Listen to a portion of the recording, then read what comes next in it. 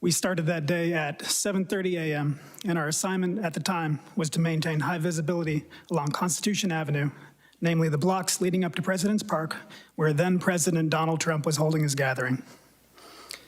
My particular station was in front of 1111 Constitution Avenue, where I stood on foot as the crowd poured down the street and into the park. There were a significant number of men dressed in tactical gear attending the gathering, wearing ballistic vests, helmets, goggles, military face masks, backpacks, and without identifiable visible law enforcement or military patches. They appeared to be prepared for much more than listening to politicians speak in a park. Two of my colleagues were approached by a group of 3 to 4 of such men. They were white men in good shape with load-bearing vests equipped with molly pouches. They were wearing BDUs or battle dress uniform pants, tactical boots, black sunglasses, and short haircuts. They had radios, and one was equipped with an earpiece. After a bit of small talk, one of them asked my colleague something to the effect of, "Is this all the manpower you have? Do you really think you're going to be able to stop all these people?" Dumbfounded, my colleague simply expressed they didn't understand what the speaker meant, and the group continued on.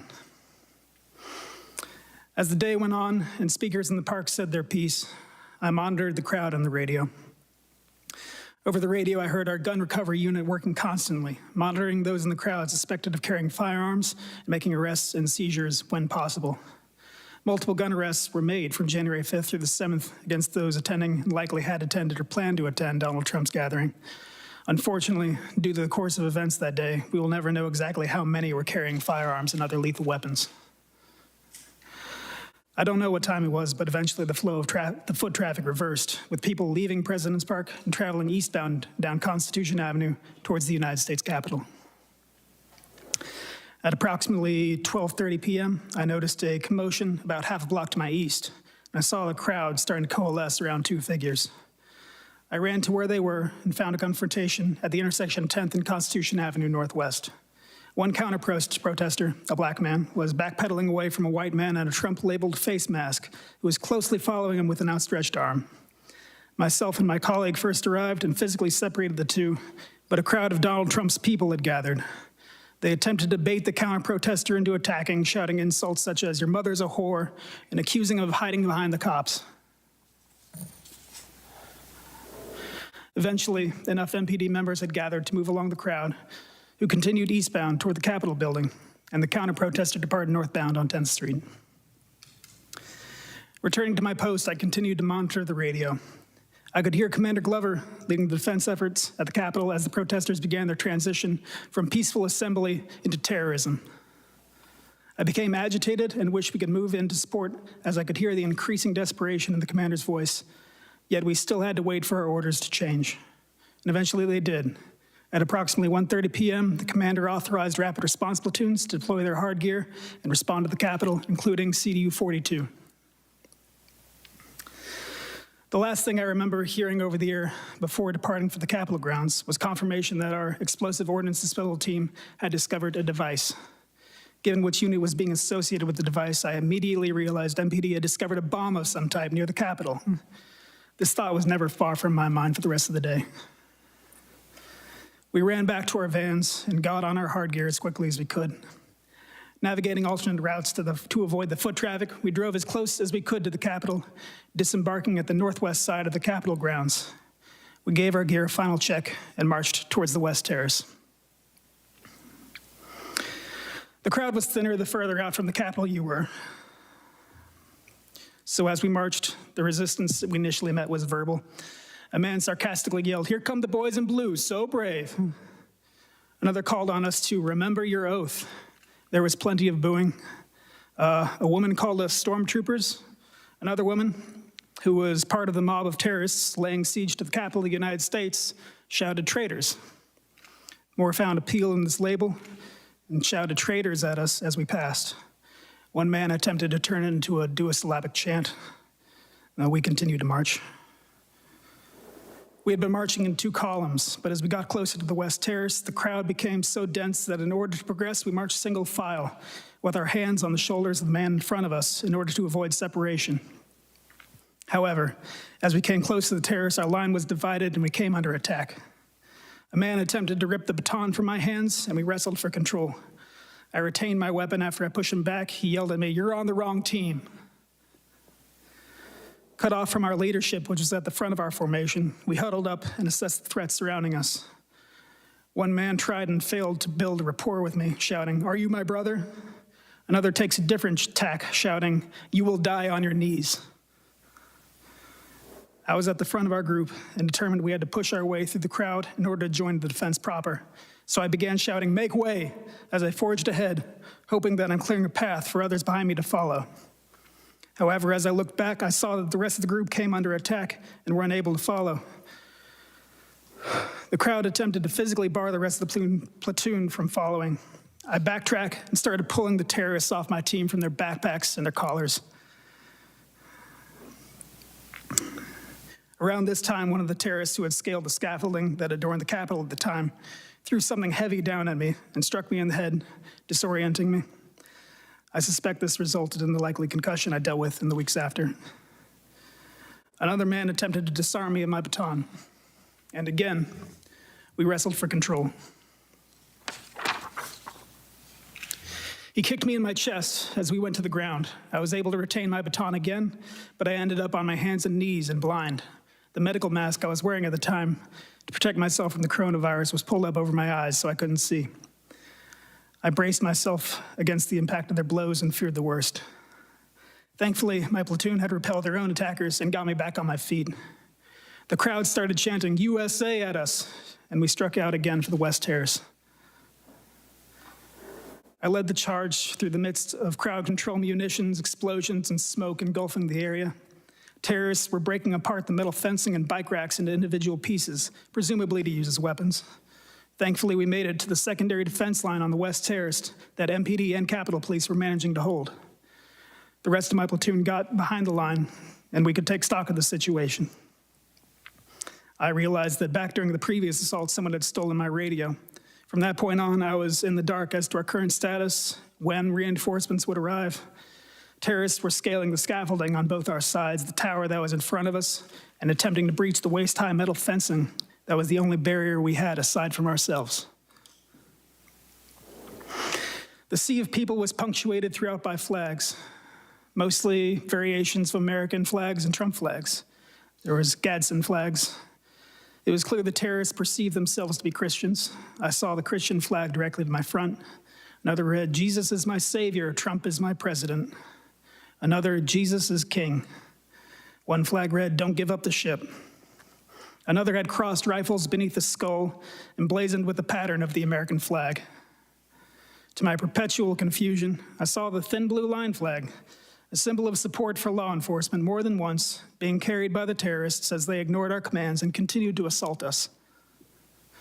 The acrid sting of CS gas or tear gas and OC spray, which is mace, hung in the air as the terrorists threw our own CS gas canisters back at us and sprayed us with their own OC.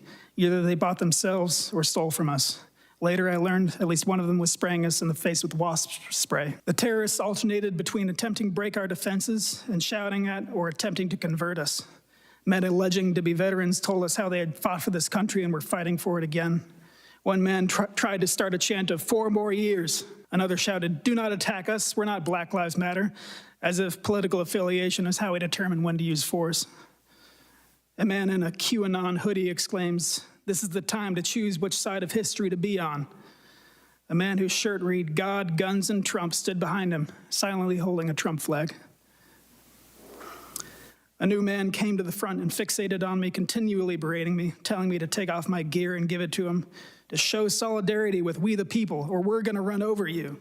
His voice cracked with the strain and the volume of his threats. He continued, "Do you think your little pea shooter guns are gonna stop this crowd? No, we're going in that building." Eventually, there was a surge in the crowd. The fence buckled and broke apart, and we were unable to hold the line. A chaotic melee ensued. Terrorists pushed through the line and engaged us in hand-to-hand combat. Several attempted to knock me over and steal my baton. One latched onto my face and got his thumb in my right eye, attempting to gouge it out. I cried out in pain and managed to shake him off.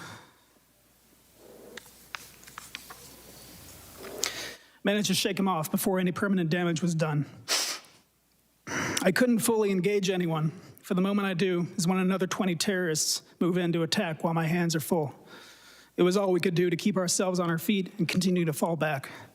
I'm sprayed with a fire extinguisher, and a red smoke grenade burns at our feet. In the fight, a terrorist is knocked to the ground, and his jacket rides up, exposing a large hunting knife on his belt. I, along with several other officers, piled on him, while another removed the knife from his person. He regained himself unharmed and shouts indignantly, "What are you doing? What are you guys doing?" At this point, the terrorists had claimed most of the western terrace, cornering myself and other officers on the southern edge. We found a side stair off of the terrace up to an upper landing, followed by more stairs up and inside.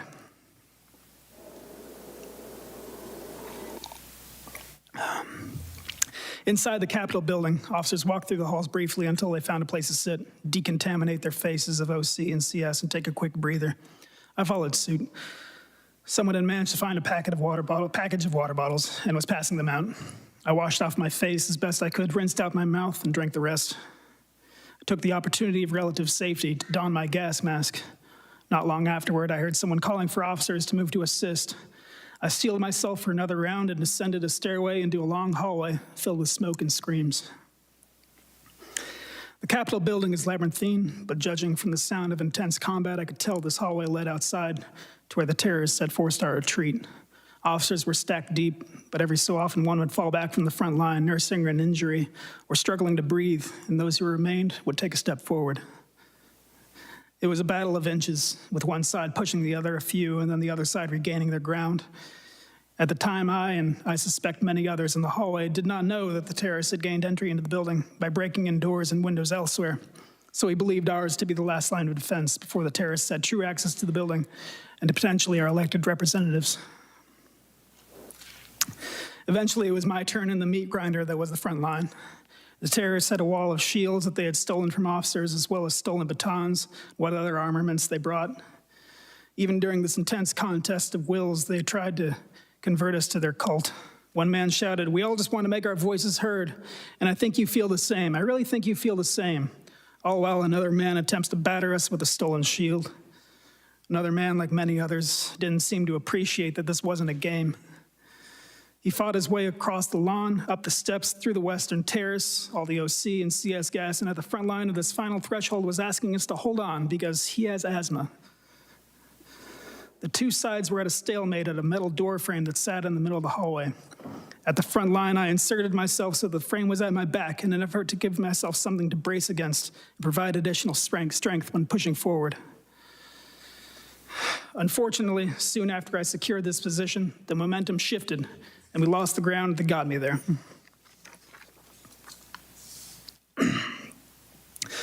On my left was a man with a clear riot shield stolen during the assault. He slammed it against me and, with all the weight of the bodies pushing behind him, trapped me. My arms were pinned and effectively useless, trapped against either the shield on my left or the door frame on my right. With my posture granting me no functional strength or freedom of movement, I was effectively defenseless and gradually sustaining injury from the increasing pressure of the mob. Directly in front of me, a man seized the opportunity of my vulnerability. He grabbed the front of my gas mask and used it to beat my head against the door. He switched to pulling it off my head, the strap stretching against my skull and straining my neck. He never uttered any words I recognized, but opted instead for guttural screams. I remember him foaming at the mouth. He also put his cell phone in his mouth so that he had both hands free to assault me. Eventually, he succeeded in stripping away my gas mask, and a new rush of exposure to CS and OC spray hit me. The mob of terrorists were coordinating their efforts now, shouting, "Heave! Ho!" as they synchronized, pushing their weight forward, crushing me further against the metal door frame. The man in front of me grabbed my baton that I still held in my hands, and in my current state, I was unable to retain my weapon. He bashed me in the head and face with it, rupturing my lip and adding additional injury to my skull. At this point, I knew I couldn't sustain much more damage and remain upright. At best, I would collapse and be a liability to my colleagues. At worst, be dragged out into the crowd and lynched. Unable to move or otherwise signal the officers behind me that I needed to fall back, I did the only thing that I could do and screamed for help.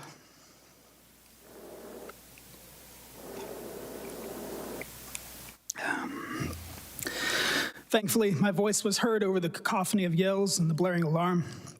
The officer closest to me was able to extricate me from my position, and another helped me fall back to the building again. I had found some more water and decontaminated my face as best I could. I don't know how long I waited in the halls for, but soon after I got back on my feet and went to where the fight was again. Until reinforcements arrived, every able body made a difference. Without my gas mask, I was afraid I'd be a liability in the hallway, so I took the exit outside at the upper landing above the West Terrace.